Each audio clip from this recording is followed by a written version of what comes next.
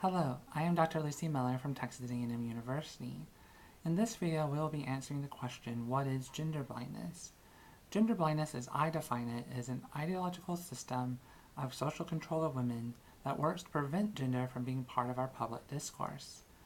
In a gender-blind system, gender is removed as a potential public persuasive appeal, meaning that women and others are unable to use gender to critique existing systems of marginalization and oppression, or to build connection with other women through their shared experiences. Gender blindness prevents women from building connections with others through such shared experiences as workplace discrimination, rape and sexual assault, reproductive rights, and online harassment. It does this by reducing awareness of these issues as shared through their absence from public discourse. If we never hear anyone talk about the existence of such issues in gendered terms, we will believe we are alone in experiencing them. Gender blindness also works to undermine efforts to address the systemic nature of these issues by denying that gender plays any significant role. It achieves this goal by reducing all issues to individual behavior. Gender blindness is inspired by work in critical race studies on color blindness. Color blindness argues that society has moved beyond race and attention should no longer be paid to race in matters of public policy. Critical race scholars are critical of this position because it denies the existing of systemic racism by conceiving of racism as solely an individual moral failing.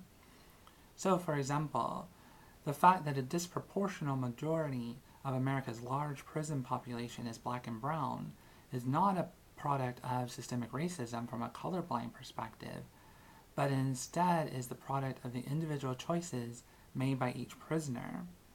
Awareness of the systemic racism of such issues is reduced by the absence of discussions of race in our public discourse. My main concern as a scholar is the rhetoric of gender blindness, how we talk within a system that prevents gender from being used as a public persuasive appeal. However, this does not mean that gender blindness only has symbolic and not material effects. Gender blindness works to change and shape the life chances of women, known as biopolitics, by reducing their ability to survive and to reach their full potential. Gender blindness also works to shape women's behavior, known as disciplinary power. Through these two forms of power, how we talk about gender blindness has real effects on women's lives. I want to end with a discussion of two examples of how gender blindness shapes our public discourse. First, let's begin with rape culture.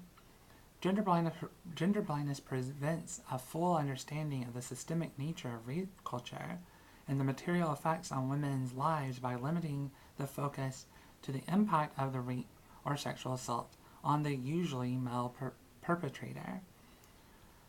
The concern is about the perpetrator's reputation and potential, and the discourse focuses on how the perpetrator will be negatively affected.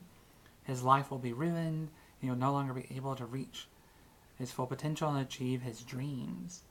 These defenses of the male perpetrator are contrasted with the critique of the behavior of the female victims.